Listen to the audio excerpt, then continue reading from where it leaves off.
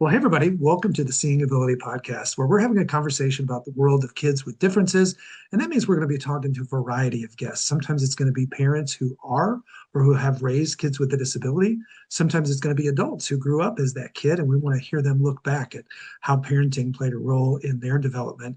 Sometimes it's going to be people supporting this community, maybe educators, people in healthcare, people in a variety of nonprofits. First, I want to say, I know you got a lot of choices. Your free time is really valuable. So thanks for hanging out with us today and listening to the podcast. I think you're going to really enjoy my guests. I have my good friend Cam Howe and his lovely wife. Thank you guys for being on the podcast. Yeah, Yeah. thanks, man. Pleasure.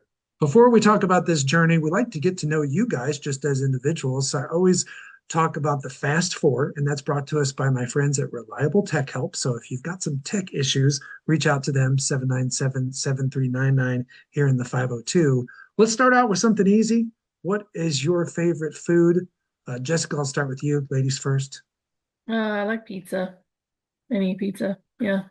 I knew I liked you. Uh, Yeah, I think for me, I really love Havana Rumba here in Louisville. It's probably our Yeah, favorite restaurant. It's fairly close to our house, so I have to say that right now. that's some good stuff. Okay. What about if we got into your playlist? Cam, what kind of music? I'm pretty much into like three genres of music right now. So, love country music, I love rock music, and then we like worship music as well. Okay, very Yeah. good. Jessica? I don't listen to a lot of music, but in the car it's usually the worship station. Fantastic. What about something you're enjoying, maybe a book you're reading, a movie you saw recently, or even it's okay to say a guilty pleasure TV show? What would you pick? We have been streaming Netflix series the Lincoln Lawyer we've Hmm. been watching and the Pit, which is like a medical drama. Oh yeah, The Yeah. Pit. That's Yeah. intense. Yeah. Yeah, it's intense. It weirdly feels like home for us when Yeah. we watch that. I So, was going to say those bells and monitors. Yeah, yeah. Yeah. which folks who don't know you will find out why in a minute. But yeah, The Pit. I've heard them say that people in healthcare say it is one of the most realistic depictions of what it's Yeah. like. Yeah. Yeah. So Yeah. It's intense. that's pretty cool. Yeah, it is intense. I think my feet sweat when I watch it, though. I'm Yeah. not sure. That it's one of those shows that I'm glad I watched it, but I'm like, did I need to put myself through that? It was like my heart rate is gone. All right. Well, thank you. And what last but not least, if you could just snap your fingers and be at a destination anywhere in the world, where would it be, Jessica? My sister is going this summer with her son for his graduation to the islands of Portugal, which is where my family's from. I've been to Oh, Portugal, but not the islands, the Azores and Madeira. I'd like to go okay. there. Sounds nice. Yeah. Cam? Yeah. I mean, honestly, Jim, I'm pretty much anywhere warm with like a beach and just relaxing. So whether that's Caribbean or whether that's somewhere nice in Florida, it's all good with me. That's where I like to be. You've got kind of that island vibe there. Yeah. I like that. Okay, great. Well, Cam, tell us a little bit. Every set of parents that I have on this podcast, their entry into this club that most of us didn't plan to join, but are glad we're members of. Tell us about your origin story with Brooks and kind of the whole beginning, how you got into this. Yeah, so I'm Cam Howell. This is my wife, Jessica Howell. Um, we Brooks was born in uh, 2018, Hmm. and he started out um, as a t pretty typical, we thought, right? So um, and then looking back, what was interesting is during Jessica's pregnancy with him, he stopped growing at a certain point. Like he kind of stopped progressing in the womb, and what was it, after about 35 weeks or so, or 36 weeks, he kind of Yes. stayed the same size. He went from average to below average, Yeah, which our daughter Mm. was well above yeah. Our average. daughter was ginormous, so and then so that was like they kind of told us it wasn't really It's much normal. Yeah. anything to worry about. It was fairly normal, and we're like, okay. And so when he was kind of shrimpy, like real skinny looking, almost looked slightly premature, but he was full term. We didn't think anything about it. He was a normal kid after he was born, like crying and stuff like that, but just was very small, about 6 pounds, which is abnormal for us. Our daughter was 9 pounds and very long. Um, so that was kind of a mild concern, but he was doing okay. And then after about a month, we were driving home for Thanksgiving to my parents' house in Frankfurt, and he was in his car seat and he was just crying and crying, and all of a sudden his crying started to get weaker and weaker and weaker, almost sounded like he was choking or Mm. something like that. And Jess was like, "Hey, I think you need to pull over. I don't think Brooks is doing very well." And I said, and I was just like, "Oh, he's a baby. He's just a mad baby. He'll be fine. He's just, getting out of breath crying so much." And thank God for her. She was her instinct. She was just like, "No, this feels different." And Mhm. so luckily we were right by the Shelbyville exit there off 64. We pulled off at the Valero gas station right there. And sure enough, went to go get him out of his car seat, and he was not breathing at all. He was Mm. gasping for air. He was white as a sheet, and his eyes were about this big. Wow. And he was it looked like he was drowning in midair. Um, and so that was terrifying. Our 3-year-old daughter, she was 3 at the time. She was in the car as well, and I don't really think she knew what was going on, but anyway, Jessica pulled him out of the car seat and began to give him CPR on the ground right there at the gas station, and while I called 911. Um, Mm. and it just felt like a really out of body experience, bad dream, nightmare. It was the most terrifying thing I've ever experienced in my life. Um, To that point. at that point, yeah, yeah. Good disqualifier That there. was that was number one terrifying experience that led to a few others. But so did that, went through that experience, called 911. The ambulance arrived, and by the time the ambulance arrived, Brooks was breathing just fine. Of He From had the course. CPR. from this, yeah, Yeah. after the CPR, my wife brought him back from doing CPR on him, and he was doing great. The ambulance got him, and they were like, "What's going on with him?" We were like, "Well, he just was not breathing. Like he just stopped breathing." And they're like, "Oh gosh." So they take him to the hospital. We spend Thanksgiving at Women's and Children's in St. Matthews here in town, and Mhm. they run tests. They're monitoring him. They're like, "We don't know what's going on." They obviously didn't do any genetic testing at this point, um, but they were like, "We think it's bad acid reflux." And I was like, I'm in the back of my mind, I'm thinking, this has got to be some pretty serious acid reflux for Right. that to happen, right? Um, so he comes home, everything is fine. And about a week later, I'm taking Sadie to daycare, and I get a call from Jessica saying that he did it again. We are in the ambulance on the way to the hospital. And so what was really weird about that is as I was coming back home from dropping our daughter off, I see this police-led ambulance Oh, coming right by me on the road off Taylorsville Road. And I'm like, oh gosh, that looks serious. And I didn't know my wife and child were in that ambulance at the oh time. my gosh. Um, so I find this out on my way home. She's like, I had him in the bathtub. He stopped breathing again. I was by myself. I CPR. She had to CPR him back again and call 911 all by herself, um, Which is a miracle because which is she a didn't leave my miracle. phone with me. Yeah, complete miracles because she never has her phone on her. And and so they took care of him, got him down to Children's this at downtown at Norton Children's this Mhm. time. And that is where we ultimately ended up staying for most of 2019. We were in the pediatric ICU at Norton's for Mm. 225 days after that day. Wow. It was basically our new home at that point. And then that started, obviously, he began to have repeated what they call apneic spells, where you just stop breathing suddenly. He began to have these repeatedly, just all the time.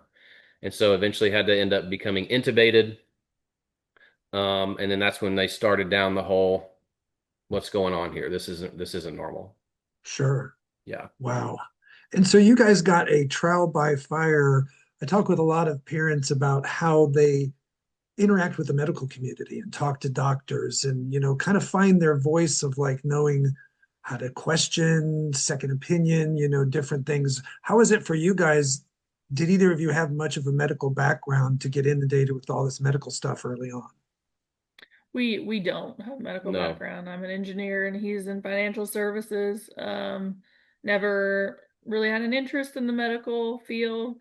Um, but those early days in the hospital. So one thing about me though, I'm not afraid to ask questions. Like Yeah. I don't care. Like I will ask whether you want me to or not. I will keep asking questions. So I think that was on my side Yeah. because Brooks was a conundrum for a lot of people. Yep. And I wasn't afraid to point out, like, hey, this is happening. Do you know why this is happening? And kind of asked a lot of, pointed out a lot of things that they maybe didn't notice. So like those first days we were in the hospital, it was about a day and a half before he was intubated, and they were talking about sending us home because, some kids just do this. Some kids just, they call them BRUIs, brief resolved unexplained events. They just stop breathing and then they're fine. And I remember telling the nurse, like, you can't send me home with this kid. Like, yeah, I gave him CPR twice, but like, I'm not gonna like I can't keep doing this. Yeah. Like, Right. it won't always work out. And um, so then he got intubated, and within a week, they did a scope and figured out that his airway was floppy. But I feel like it took a lot of pushing of us just sitting there with him all day to see what things were changing. Like he didn't like when anyone touched him. He didn't like any kind of change and pressure. And Yep. so that led the doctor to see like, oh, when we intubated him, his airway opened up. So they thought he had maybe like pneumonia, that like he got sick and that's why. But when they put him on the ventilator, his lung opened up. So they're like, well, it can't be a pneumonia because the pressure opened his lungs, and so that's when they figured out it was a floppy airway. But um just continuing to ask questions, and they eventually did a genetic test which showed that he had a genetic condition that causes you to stop breathing usually around 3 months old, because of a failure of your diaphragm muscle. um but yeah, just we did a lot of Google searching, and the biggest thing when he was diagnosed is that we found other people going through the exact same thing as us. It's good to connect with anyone in the medically fragile community, but specifically, we found that first day he was diagnosed, we found a family in California, that had a kid who was He at was the like, time he was like 10. yeah, yeah, And we talked Wow. to him on the phone, yeah, and on FaceTime. they just encouraged us. And Wow. It was a um, blessing. It was the biggest blessing of all time because it was like they met us right in our like deepest, most uncertain, fearful state because it was right after Yeah. his diagnosis, and then it was them, and they were very positive, reassuring, like, "Hey, we've been down this road. It's going to be okay. Life can work." And it was like, it's one of the positive things about social media and the internet Yeah. is Yeah. that you Exactly. can find some people that really can relate to you yeah, through these groups and through the community and through connecting. So that was a Yeah, huge and that's really powerful because unlike some other diagnoses, there's not like a huge community that has exactly the same challenge. yeah, yeah. yeah. So Brooks's condition is called SMARD. So there's a community called SMA, which has, I think, around 25,000 Americans, and his Hmm. disease is lumped in that group, but he actually has a completely different gene mutation. Just the way they discovered him, and then the way they discovered gene mutations. Some kids with a very rare disease that kind of looks like SMA got lumped under there. So his disease, they say, has 60 to 100 kids in the world. Wow. So it's a much, much smaller community. And when he first got diagnosed, they actually told us he had SMA. So first we were searching that and found out there was treatments like just getting approved. And it was like, it was overwhelming, but it kind of felt like maybe there was a path. And then we found out he had this ultra rare thing. There's nothing you can do. And what we could do was find this. We found a Facebook group, and um, yeah, we just connected, and they always encouraged us to question the medical Yeah. community. Like, you know, because our kids aren't typical, they're so rare. Sometimes the medical community tries to say, well, this is what we see. And Right. from the beginning, we were not afraid to say, well, you've never seen anyone like him, Yeah. respectfully. Yeah. Yeah, what I'm hearing is like one, that ability to ask questions and not think, oh, I'm going to be offensive or this is a dumb question. Like just asking questions naturally, that was a gift. And Yeah. then that other thing of like, you're watching him closely, way more closely than they are. You can point things out and trust that, like, you know your child better than them, regardless of the diagnosis. Even if a person has a lot of experience with it, they don't know your child, right? And Right. they kind of know it from how it typically presents or the textbook or things. And like your journey is unique. So I think for parents just to have that strength to know you're kind of the expert in your child and listen Yeah. to a lot of times with the medical intervention, it's also what is your gut saying and like Mm. trusting that enough to like stand up for that and ask that extra question. And it sounds like your community has backed that up. You already were ahead of the game, but if you hadn't been, the question thing would Yeah. have been big. Yeah. Yeah, and if you're going to be in a hospital for a long time, especially, I think it's important to make connections with nurses and doctors because when you make those connections and you see those things that are off, then they're more likely to listen to you. Right. Um, So much and for a they, person who wasn't that into medicine. You've become an expert now, right? You yeah, kind of got thrown Yeah. to that. Yep. So in this first, especially that 225 days, and when you got not just the initial shock of like, gosh, we've got a kid with a lot of medical issues. That wasn't on our list when we registered at Target when we were pregnant, right? right. Hmm. Um, and then we've got this rare diagnosis. What was that like for you guys? The range of emotions as for parents of like, okay, we've got Sadie and we've had that experience. It's going to be a different. What was that adjustment like for you guys? Or did you even have time to feel it? Yeah. I think speaking for me, it was obviously a huge shock. I think my brain sort of went directly into survival mode. Like, okay, what do we need to do to keep Brooks alive? And let's figure everything else out as time goes on. Um, and obviously it was leaning a ton on my faith at that point, and still do. I mean, still do. Mm-hmm. That's a very cornerstone piece of our lives. But just being like, let's worry about today, and what does he need today, like right now? Like, I don't even care about tomorrow. What does he need today? And it just started us for me on this path of this survival mode, which did bring a lot of stress and uncertainty, but I think like it was really hard to process emotions in the short term. Mm-hmm. I think those started to come out a little bit later as he stabilized and we were coming home and stuff like that. I think it kind of allowed myself to feel a lot more things that maybe I was just sort of squashing down in the short term. Yeah. What about you, Jessica? Um, yeah, the like you said, the initial days were so chaotic and he was so unstable that like I I felt so out of control that all I could do was lean on faith and hope that he was gonna live through it. And then once he got his trach, it was like, okay, he can survive this and grow out of it.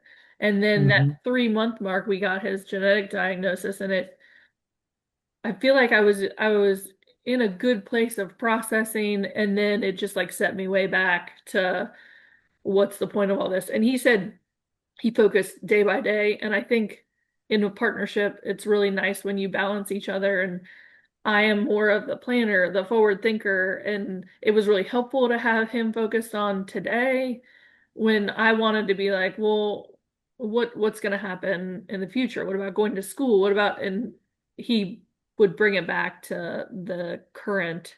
Hmm. Um, and, like I'd worry about their lives and, like what are they going to miss out on?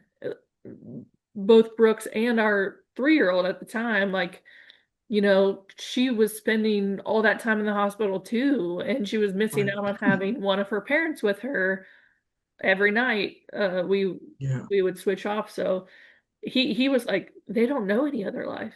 That like she's 3, he's 5 weeks old. Like they Yeah. don't know anything else. And Sadie thought the hospital was like a playground. Like oh, the the the nurses, nurses Right. the yeah, nurses did such a great job of being like, "Come on, Sadie, look at all these toys I have for you." And like she just was like, "We're going to the hospital. This is fun," you yeah. know? Right. Yeah. That's amazing. Yeah. Well, And I want to talk to you a little bit about the dynamic of having two kids, one with extra challenges, one more typically abled. But first, we're going to take a short break. When you have a kid who is different, all your ducks need to be in a row, especially your money. Cam Howell with Primerica knows the joys and challenges as he and his wife raise their medically fragile son Brooks. Cam brings over 14 years of experience to help his clients be protected, have a plan for the future, reduce debt, and connect to resources. Get your financial house in order today so you can enjoy every moment with your child. Reach out at 502 803 5075. And now back to the show. So you guys talked a little bit about Sadie, even from the beginning, that first episode outside the gas station, and then hospital being a playground. Talk to us a little bit about the dynamics you've seen over these years of like the challenges and then like the learning lessons, advice for other parents on having two kids, one on the quote typically abled, if there is such a thing, or if there is a general parenting path, and then one obviously with more complications. You want yeah, to start with that? sure. So Sadie from before Brooks was even born, she's just had this like deep empathy for people, just like Mm, such a caring, Very kind. thoughtful, like worried about other people person, which I just feel like makes her so perfectly suited to be Brooks's sister. I think when, like I was saying, you worry about your kids and what they'll miss out on. And I've actually encouraged another mom who's about 3 years behind me with a kid with the same condition in Oklahoma. She's worried, like, am I ruining my 3-year-old with all this medical stuff that her brother has to go through? And I actually had Sadie answer the question. I'm like, how about you tell her how you oh, feel? wow. And Yeah. she was like, I love my life. I love my brother. She says like you have such a better understanding of other people, like um in her school she is like the go-to person to help the kids in the special needs class, to when they're having trouble they Hmm. only want to talk to They Sadie. ask for Like her. she's just Wow. Yeah. so kind and compassionate, and she notices people that are left out. She just is so This is a well-rounded very different awareness than most kids of her age. because of her brother. Yeah. And Now, that oh, go ahead. I've found that to be fairly common. Even I've heard a lot of stories about people where the siblings end up going into becoming a therapist or Yeah. a Hmm. doctor or something because of their path. Yes, I've witnessed that as well. Now, it doesn't come without challenges. When she was little, I remember the day she said, "I wish I had a trach so you'd pay more attention to me," Yeah. which is Right. like, Yeah. Yeah. and she The still knife said, in the mom's chest, yeah, right? she Yeah. still says well, why does Brooks get that? And we have to remind her that, Brooks is dependent and she's independent, and there's some things that he can't do that she can do, and there's also some things that he gets that she doesn't get. If life is not fair, it's not equal, but we do try to be equitable in what Right. they need. Some of the things we would focus on is quality time with us. Um, Hmm. a lot of times it comes with one parent, but I think that Sadie's had more quality time with each of us than some other typical kids do, because that time that we get is so like focused on her Yeah. that um she's not missing out. She's just getting it differently than a typical kid would. Yeah. And it's kind of a double-edged sword because it's nice to see her be like, she doesn't really see much difference. She doesn't really see how different he is, Right. because she's just grown up with him and that's all she's known him to be. So he's not different to her. But so she doesn't see that outside perspective of like, my brother is very rare. Like there's basically no one else like him in terms of his needs and stuff, which Yeah. is nice because she's very accepting of that. But also it's like she doesn't understand how much he needs from us, and that Right. can be difficult, and she can feel jealous and neglected and stuff like that from time to time because she doesn't fully grasp um, the depth of his needs on a daily basis. Yeah, Yeah. we do have a very open communication with her that like when she's demanding attention, I'll stop and say Brooks needs this right now. I will get back to you. You know, like you have to just, I don't know, be very focused and like Yeah, specific.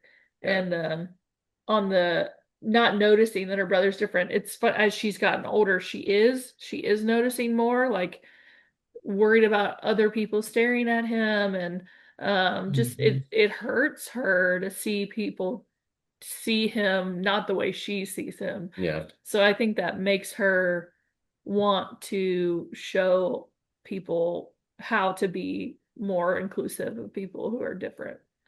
Yeah, I love that. You could almost think in some ways if you said, "Oh, what's it like to have a brother with a disability?" She'd be like, "What do you mean a disability?" Like Yeah. Yeah. she sees him as just Brooks, right? Yep. And understands, like you said, that he's different, but she's not focusing on what he doesn't do. She's focusing on what she loves about him. Yeah. Yeah. Sounds like she might need to be a future podcast guest. Yeah. I'm having an idea here. I You know would love that. a couple of people with really interesting sibling stories, and maybe a panel of siblings being interviewed would be fun. She'd be on board with that in a You would second. love it. Yeah. We just have to get the mic away from her. Is that what you're saying? Yeah, yeah. Could be a challenge. Let me ask you this. One of the things that's challenging for all parents, typically abled or not, is like, how do you as a parent set the right level of expectations for a kid, and like help them grow, push them at times, not set limits on them, but not, set the right balance. And then you've got a kid with all these extra medical challenges for whom doing things is going to be a different path. And that's probably been a journey for you guys as far as like how to do with that, and also at the same time do it for her, right? What has that been like for you, and what takeaways would you give to other parents who are having kids with a whole bunch of medical complications, and then you've got life telling us how kids should develop?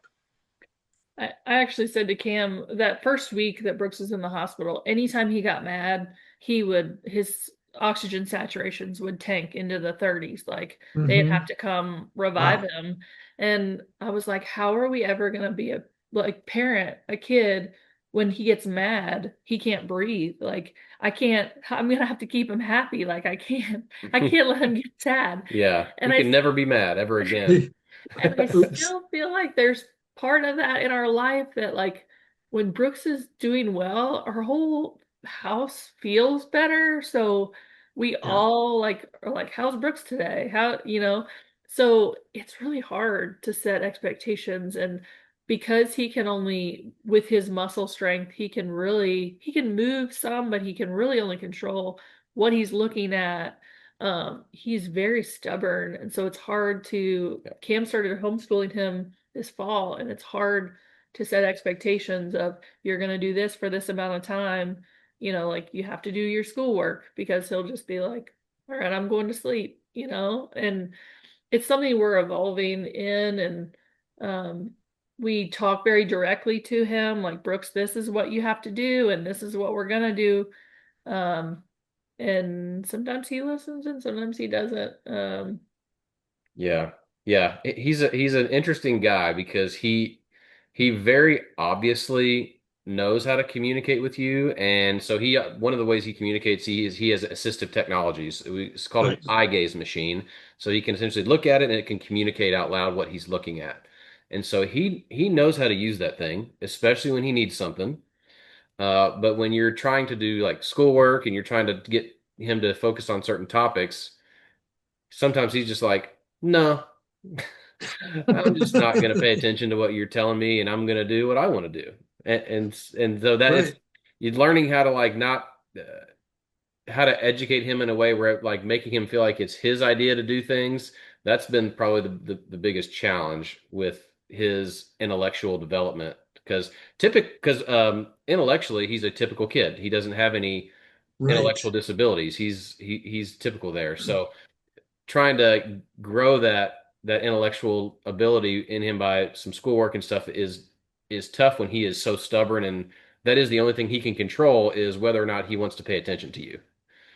And Right. sometimes And in a way, that thing of like him pushing back of whether he wants to do something or not is probably one of his ways to be about as typical as any kid, Yeah, Yeah. exactly. Yeah. right? Exactly.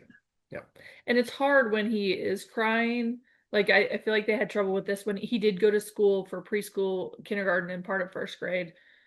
Uh, we were lucky that his nurse was with him, who had been with him for 3 or 4 years, because I think there were times when they would push him and he was actually in pain, like he actually had something wrong. So it's a really hard balance when you have a kid who can't speak verbally and not great with their assistive technology, and they could potentially actually have issues, and you try to push them through something and they're crying, and it's like, well, are they Yeah. crying because they don't want to do it, or are they crying because they're in pain? So there's also this like investigative part you have to it, and Yeah. um, yeah, it's an ongoing challenge It for just us. it only comes with day-to-day experience over years where you Right. start to learn those signs and patterns that most other people would never recognize. So it just takes time, and sometimes it can be very challenging mentally and emotionally for us. Yeah, and it sounds like one of the lessons from your journey with him is like he's teaching you that you're going to have to be okay with the fact that you don't ever have the ability to figure this out, Yeah. Yeah. right? It's going to be an Yeah. ongoing experiment. And that might be hard for a lot of parents to be like, I'm not on top of this, but like, it's kind of humbling of like, you're not in control here. Yeah. Yeah. Yeah.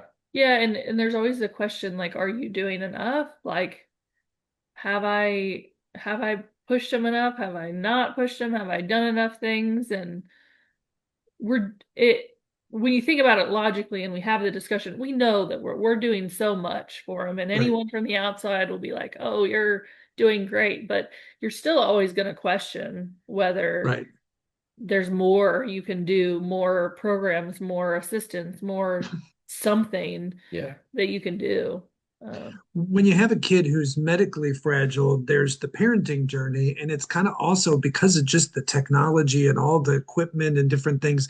There's a caregiving role, and a big challenge for people that are caregivers is any level of self-care. The old oxygen mask thing. yeah. And most parents, they kind of laugh. They're like, self-care. Can you tell me what that is? Yeah.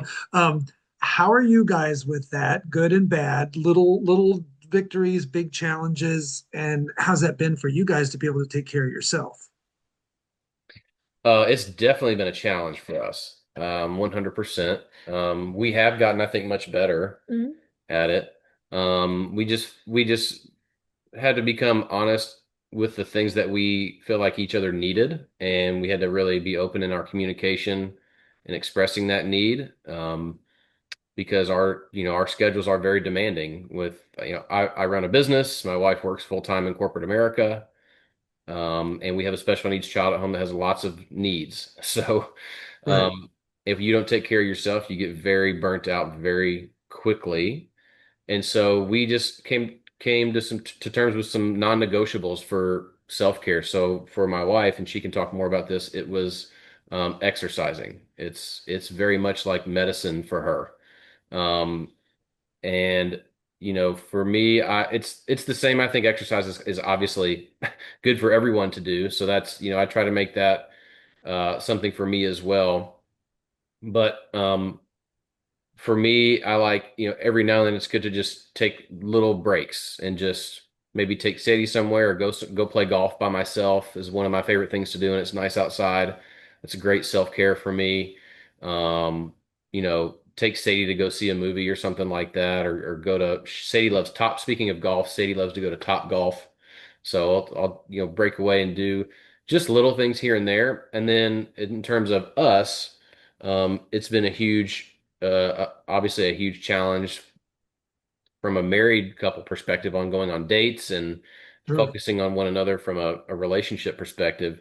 And so we are still working on becoming better at that, but we've had to accept that, hey, sometimes date night's just going to be asking the night nurse if she can come in like an hour early, and we can Right. like grab a pizza and binge our show and just like have some time together on the couch. Yeah. Or, we've every now and then we've again had somebody to come in who knows how to take care of Brooks, like one of his nurses will come in maybe a couple hours early, and we'll go to the restaurant or something to have like an actual date. But that is Definitely not frequent, and it's something that's still evolving, for us. But I think if you know, the exercise piece, the physical health piece, making that a non-negotiable has contributed tremendously, I think, to our ability to maintain. Yeah. Yeah, it's that Yeah. idea that you can't pour from an empty cup, right? Yeah. Yeah, there was a solid year and a half where we did no self-care, and our health reflected it. It was the Yes. first time I had high cholesterol, and I was like Wow.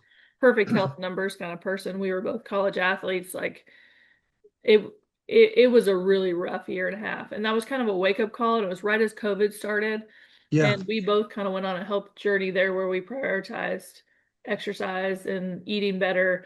But that's one of the biggest challenges for us is eating well.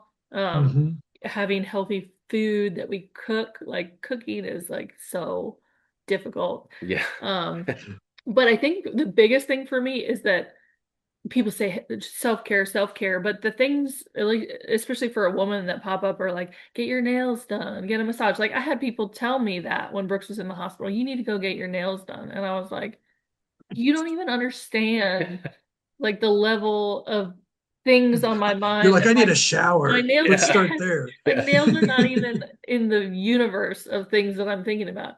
Um, so it's I did have to realize that self-care is important, but the typical view of what self-care is Yeah. not the same in prioritizing showering and exercising and things to take care of yourself that maybe someone else doesn't need to, someone who doesn't have a kid, like Brooks with medical needs doesn't have to think about. But again, Yeah. that gets you on that path of appreciating the little things.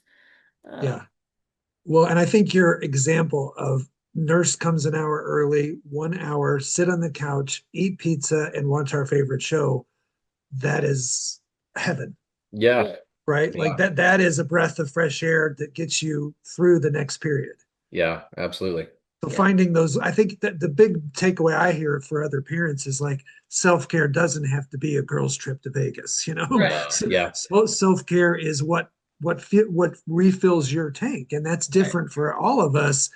But like you said, that realization, if we don't do it, boy, our health is suffering, and we're not to mention our health, but just sometimes our fuse, and how easily we get yeah, angered, and Yeah. Yeah. how yeah, our Absolutely. and our tolerance to just be our best selves for our kids. But it's so counterintuitive because, oh, I can't worry about me. I've got to worry about them. yeah. Yeah.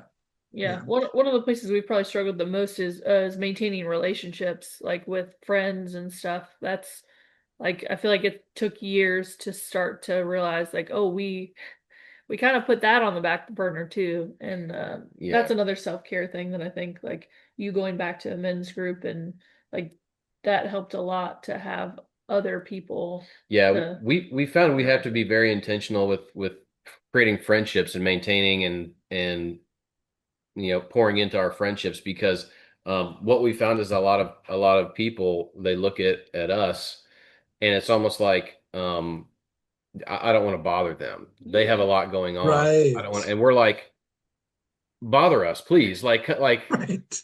we Yeah. might not always do be you want free. to? Yeah, yeah. Yeah, We may not Yeah. always be free, but we would love to have some other adults to hang out with from time to time.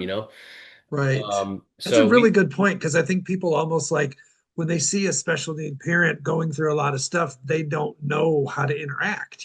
yeah, yeah, and that's definitely the case. And so we've had to be the ones that have had to be a little bit more initiating on that, like inviting people to our home for dinner. We've started to do that a little bit more with some friends that we want to really build up friendship and relationship with. And Yeah. um, so it's definitely a challenge. It's a challenge for I think anybody, any adults that has a family and little kids, and obviously it's just a general challenge. But Yeah. I think more so even for us. So we've had to try to be more intentional with that because we definitely don't want to grow old and be alone. You know. Well, I feel like you guys have a PhD that hard earned in this journey, and we could do like a 6 hour podcast on all yeah. this stuff. Uh, I do intentionally try to keep my episodes brief. So I'm going to wrap up with a tough question for both of you, probably hard to talk about. What are some of the things you love most about Brooks? Tell us a little bit about this guy. You want me to start? Yeah, go ahead. Um, Brooks is determined. He there was another mom with a child with a trisomy who put it really well. Like she doesn't have to worry about like a lot of the things that we worry about, like the pains of the world and stuff. So he just has like a very like carefree um mentality, and I really like his sense of humor. He likes to make people laugh. Even the Mhm. one of his nurses that's fairly new was like, he's kind of a jokester. Very much. Like even just the way he moves and looks at you, like you can tell he's like trying to make you laugh. And even just like from a baby, he was just very magnetic with his eyes, just the way that he like brought Mhm. people in. Um, yeah, I like how he tries to connect with the world, even though it's hard. The world is not made for him like the way that our Right. world is. He doesn't care. Like he just wants to be part of it. Yeah. So yeah, I'm really grateful to have his perspective. Mm, Yeah. Yeah. love that. He's he's my buddy. I mean, we're buds. He's my hero, like bar none. Um, he's completely and totally fearless, 100%. Doesn't care. He's not afraid of anything. Sleeps through Spinal Tap. So And that's so inspiring to watch him be the way that he is. Um, and yeah, and I will second what Jess said. He's just a funny kid. Like he wants to like joke around and mess around and be funny and wrestle. screw around with you. Yeah, I'll wrestle him around from time to time. He loves to do that. I guess you want to call it typical boy, right? Like he likes all Right. the chaos and the knocking things over and the crashings of stuff and all that stuff. But yeah, he's definitely my hero. And Well, I can't. he's very loving. Just Yeah. like he made a Valentine for us, like with his speech therapist, and he was just so proud to like. She's like, your mom's gonna love this, and I came in there and I thanked him for it, and he was just his facial expressions. He's just so proud of the things that he can do. Well, thank you guys again for sharing your insights. Again, my goal with this podcast is that every time you listen to an episode, you get a little bit of education, you pick up on something. I think in this journey, we all need that dose of inspiration. I know I got it today. And then we want this to become part of your village, right? One of the reasons you listen to this is you feel a little bit understood, maybe not as alone. We kind of need to maybe be sponsored by a chiropractor because everybody's nodding their heads all the time. You kind of feel like the people on this show get you. So I really appreciate you guys sharing your story today. Thanks. Yeah, Yeah, thanks, thank Jim. you. And for those of you listening, we want this to not be a best kept secret. So you can help us by rating and reviewing the podcast. Go to the Facebook page, follow the page, like this episode, share it with your friends that could benefit. And we love your ideas. We want to feature, we're still doing 2 episodes a month. One is an individual or a family like the Howells today, and the other is a nonprofit doing work in this space. So we're scheduling guests for the remainder of 2026. We'd love to connect with them and get them on the show. Thank you guys for listening. We'll see you next time.